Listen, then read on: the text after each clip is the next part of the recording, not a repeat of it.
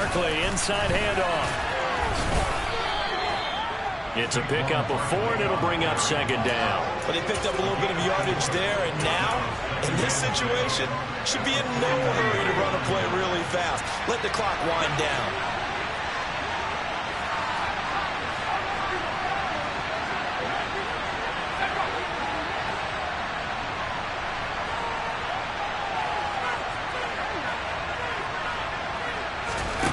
Jones. And this is going to be intercepted. Picked off by Jalen Mills. And the Titans are going to have a short field here as they'll take over right at the 50. Well, we say it often, Charles, but not all interceptions are created equally, and that is a big one here in a tie ball game in the fourth quarter. And Brandon, when games are this close, it usually comes down to the team making the fewest mistakes, and that was one of our mantras back at Tennessee. Coach Mears used to say all the time, the team making the fewest mistakes will win. You've got to cut those down to give yourself an opportunity. Tannehill. He wants Reynolds way downfield. And that will be incomplete. Tried to dial up the long one way out there, but it'll be third down. Now they face a 3rd and 10 after back-to-back incompletions. Here's Tannehill. And he's got his man in stride, complete. And they're able to work this across midfield to the 48. The Giants going to go ahead and use the first of their timeouts as they get the stoppage with just over a minute to go in the game. The punt team on now as Pinion sends this one away.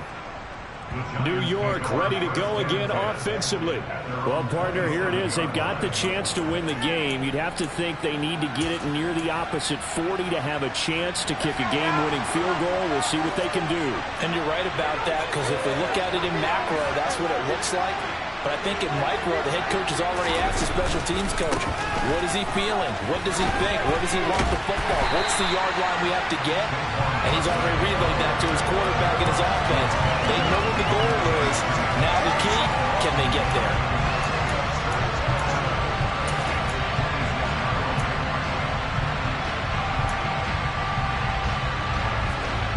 After the loss to start out, here's 2nd and 11. Now Jones. Pass complete to Shepard. And he's going to be taken down here. That's short of a first down as he gets about 10. Now the Giants will use the second of their 3 timeouts as the clock will stop with just under 30 seconds left to go.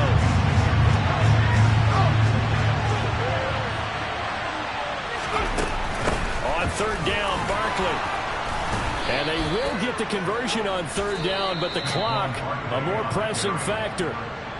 Now the offense will burn their 3rd and final timeout. And as the two teams talking over on their respective sidelines, we take a break. To throw is Jones. That's complete left side to Shepard. And he'll take this to the other side of midfield before going out of bounds. First down for the Giants as they pick up 12. Sterling Shepard's in his 7th season with the New York Giants, and his #1 goal for this one, stay healthy for the full 17 games. After that, he wants to post his dependable 60 catches a season he's been averaging throughout his career. That's 1 catch there, and it's good for a first down. Now a throw to the end zone on first down, but it winds up incomplete. So after the incompletion on first, now 2nd and 10.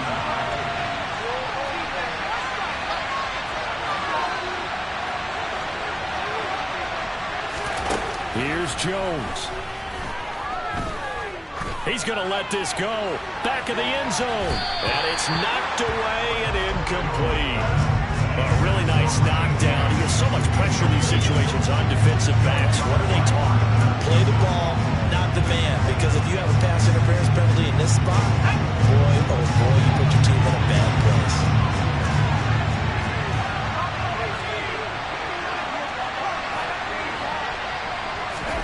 Jones on the move to his left. And now another one thrown incomplete.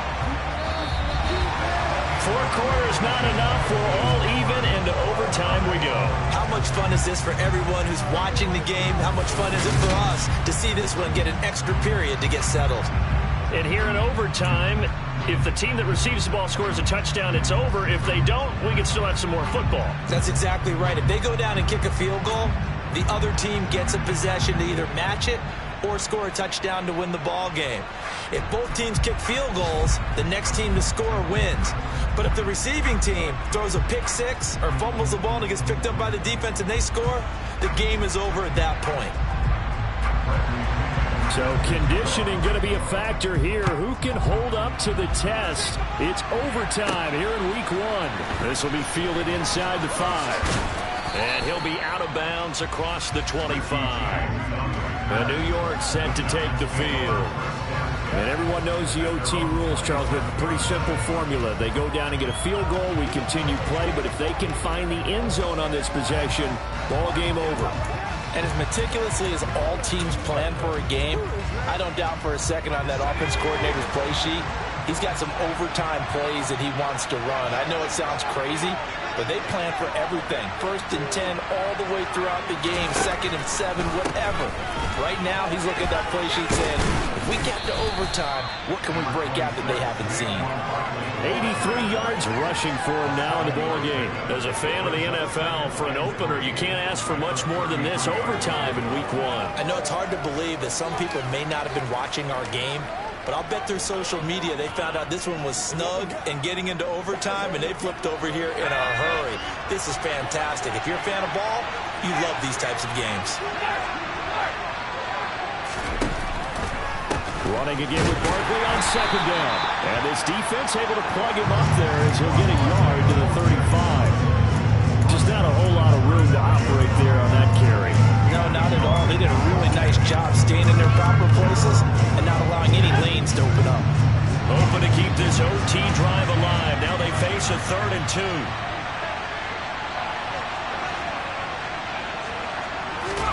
2. Jones, first throw of overtime here. Throw left side complete. That's Shepard. And he will have a Giants first down as they're able to get the 3rd down conversion. To win any route, you've got to break down the defender, and that's exactly what happened here on this really nicely executed curl route.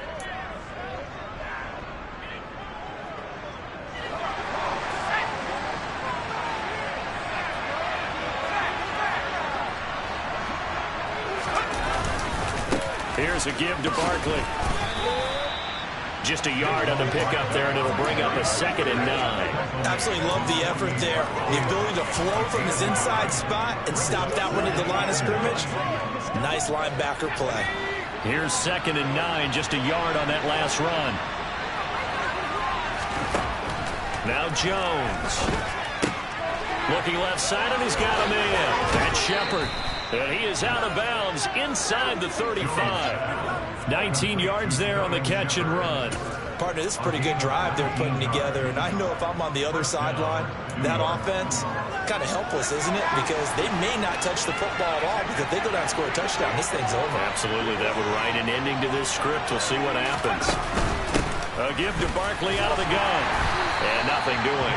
He's immediately taken down at the line of scrimmage. The tackle that time by Zach Cunningham.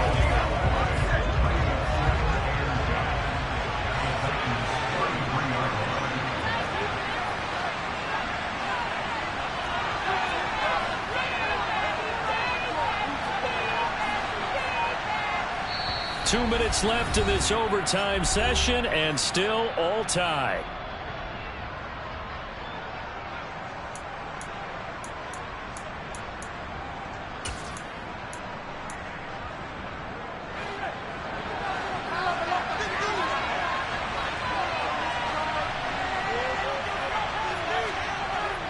Second down, here's Barkley again. And some space here. And all the way inside the 15 before they drop him. That burst good for 20 and a first down. Boy, where would these guys be without his performance on the ground? That puts him over 100 yards now for the afternoon, and I tell you, he seems to be getting stronger as the day goes along.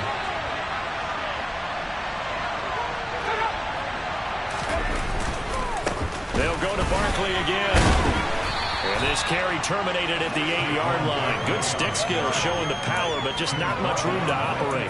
He'll get a nice chunk there on the first down run, and it's 2nd and 4. They've had some success here in overtime in this opening drive running the football. Right back to that well. And why not?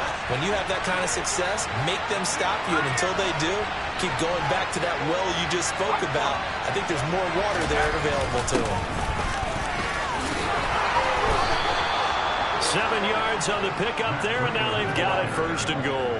And I know you, with every carry, especially in overtime, you're just saying, if you're that ball carrier, hold onto the football. Hold on to it, protect it, but not necessarily settling, because you're trying to get to the end zone. You're trying to end the game right here.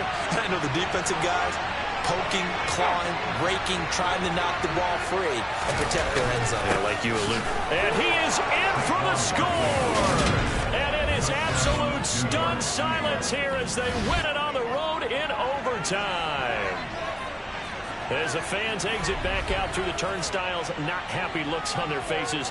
Feel like they probably let this one slip away at home in overtime. I would agree with that, and their unhappiness hurts the guys at the concession stands on the way out, right? Not stopping to buy something for the kids. They just want to get home. But what a dramatic way to finish this bad boy off. I mean, this game was dramatic all the way through. That's why we got to overtime. And then to go ahead and finish it this way, the fans screaming out unhappy. But the team that came in here and won this one on the road, they sprinted to their locker room. And speaking of buying things, dinner on you tonight, David. I kind of figured that was coming.